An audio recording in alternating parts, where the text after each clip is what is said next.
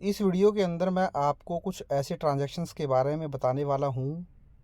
अगर आप भी वो ट्रांजैक्शन करते हैं तो इनकम टैक्स डिपार्टमेंट आपको नोटिस सेंड कर सकता है,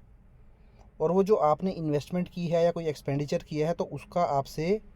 जो है हिसाब किताब मांग सकता है। आपकी वो रिटर्न चेक कर सकता है कि आप ये एक्सपेंसेस कर रहे हैं, इन्वेस्टमेंट कर रहे हैं, तो कहाँ से आपके पास ये पैसा आया है।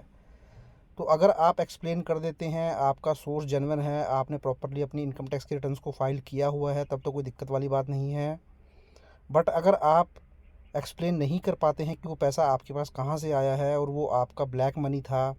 वो आपने अपनी इनकम टैक्स के रिटर्न्स के अंदर डिस्क्लोज़ नहीं किया हुआ था, तो फिर आप बहुत बड़ी दिक्कत में फंस सकते हैं। तो चलिए, ये वीडियो ज़्यादा लंबा नहीं रहने वाला है। मैं आपको एक समराइज्ड फॉर्म में ही बताने वाला हूँ कि किस तरीके के ट्रांजैक्शंस जो हैं आपको अवॉइड करने चाहिए।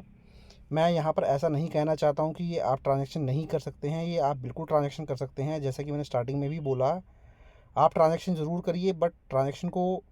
करने से पहले आपको ये मालूम होना चाहिए कि जो मैं ये ट्रांजैक्शन करने वाला हूँ, ये इनकम टैक्स डिपार्टमेंट के पास इसकी इन्फॉर्मेशन चली जाती है और इनकम टैक्स डिपार्टमेंट आपको नोटिस भेज सकता है। तो आप ट्रांजैक्शन करिए, बट आपका जो सोर्स ऑफ इनकम है वो ज़रूर आपका वाइट नंबर में होना चाहिए, एक नंबर में होना चाहिए। तो चलिए, वो ट्रांजैक्शन को हम देख लेते हैं एक एक करके कौन कौन से ट्रांजैक्शन हैं। तो सबसे पहले तो देखिए, अगर आपका सेविंग अकाउंट है, चाहे पोस्ट ऑफिस में हो या बैंक में हो या किसी फाइनेंशियल इंस्टीट्यूशन में हो, उस सेविंग अकाउंट के अंदर अगर आप कैश डिपॉजिट करते हैं एक फाइनेंशियल ईयर के अंदर 10 लाख रुपए से ज़्यादा का, तो आपको income tax department notice send कर सकता है और पूछ सकता है कि 10 लाख रुपए आपके पास कहाँ से आया है। तो यहाँ पर ये जो 10 लाख रुपए की लिमिट है, ये आपके मल्टीपल अकाउंट्स की है। सपोज़ आपके 4 बैंक अकाउंट हैं और चारों ही बैंक अकाउंट के अंदर आप सपोज़ करें 3-3 लाख रुपीज़ डिपॉजिट करते हैं, तो इस तरीके से आपकी जो लिमिट है 10 लाख क्रॉस हो जाती है। इस तरीके से आप 12 लाख रुपए डिपॉजिट कर देते हैं, तो तब भी आपको इनकम टैक्स का नोटिस जो है वो आ जाएगा। इसी तरीके से अगर आप बिज़नेस करते हैं तो बिज़नेस के अंदर आपको करंट अकाउंट ओपन करवाना पड़ता है, और करंट अकाउंट के अंदर अगर आप एक फाइनेंशियल ईयर के अंदर 50 लाख से ज़्यादा की डिपॉजिट करते हैं कैश की, तब भी आपको नोटिस आने के जो है चांसेस रहते हैं। इसके अलावा spending more than 2 lakh rupees on foreign travel. तो देखिए, अगर आप फॉरेन ट्रैवल पर जाते हैं और आपका एक फाइनेंशियल ईयर के अंदर खर्चा उस फॉरेन ट्रैवल के ऊपर 2 लाख रुपए से ज़्यादा का हो जाता है, तो ये भी एक कारण बन जाता है इनकम टैक्स डिपार्टमेंट की तरफ से नोटिस आने का। वहीं अगर मैं बात करूं spending more than 10 lakh rupees on credit card, तो आज के टाइम में आप जानते हैं हर एक पर्सन जो है वो क्रेडिट कार्ड यूज़ करता है। तो जब आप क्रेडिट कार्ड का यूज़ करते हैं तो और उस क्रेडिट कार्ड के ऊपर आपने पूरे साल में 10 लाख रुपए से ज़्यादा का खर्चा किया है, तो उस केस में भी इनकम टैक्स डिपार्टमेंट आपको नोटिस भेज सकता है, क्योंकि ये भी आपकी हाई वैल्यू ट्रांजेक्शन की डेफिनेशन में कवर हो जाते हैं। वहीं आपका क्रेडिट कार्ड के बिल की अगर आप पेमेंट करते हैं और उस बिल की पेमेंट 1 लाख रुपए से ज़्यादा कर देते हैं एक फाइनेंशियल ईयर के अंदर कैश में, तो देखिए यहाँ पर कैश की लिमिट केवल 1 लाख रुपए है। तो आप अपने क्रेडिट कार्ड की बिल की पेमेंट जनरली जो है डिजिटल मोड में ही करें, बैंकिंग मोड में ही करें। अगर आप कैश में पेमेंट करेंगे और 1 लाख रुपए से ज़्यादा की कर देंगे, तो भी आपको नोटिस आने के चांसेस रहते हैं। वहीं आप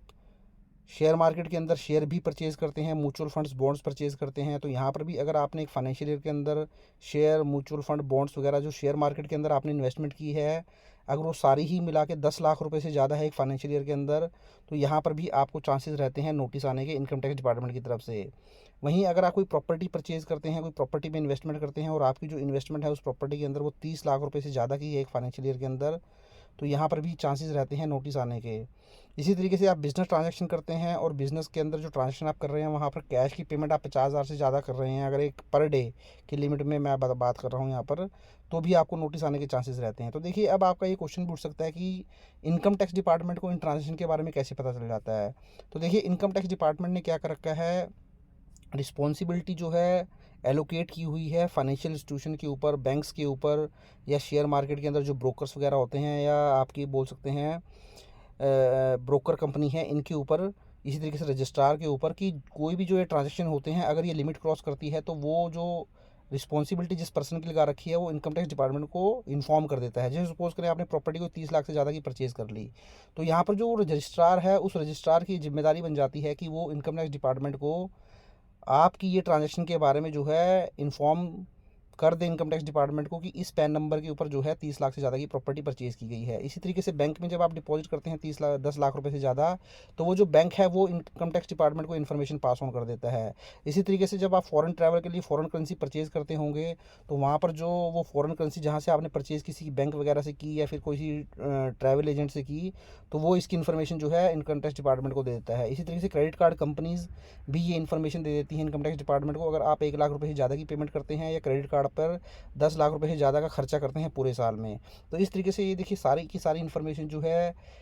रिस्पॉन्सिबल पर्सन्स के द्वारा ही इनकम टैक्स डिपार्टमेंट को जो है सेंड की जाती है। इस तरीके से इनकम टैक्स डिपार्टमेंट को आपके ट्रांजैक्शन के बारे में पता चल जाता है। तो आप भी ध्यान रखें, अगर ये ट्रांजैक्शन करते हैं, आपका जो सोर्स ऑफ इनकम होना चाहिए वो वाइट मनी होना चाहिए, आपने प्रॉपरली इनकम टैक्स रिटर्न जो है वो फाइल की हो। तो इन चीज़ों को ध्यान रखें और अपने ट्रांजैक्शन को करें। तो आई होप वीडियो अच्छा लगा होगा। वीडियो अच्छा लगा तो उसको लाइक करें, शेयर करें, और चैनल पर फर्स्ट टाइम विजिट किया तो चैनल को भी जरूर सब्सक्राइब करें। Thank you very much, have a nice day, take care.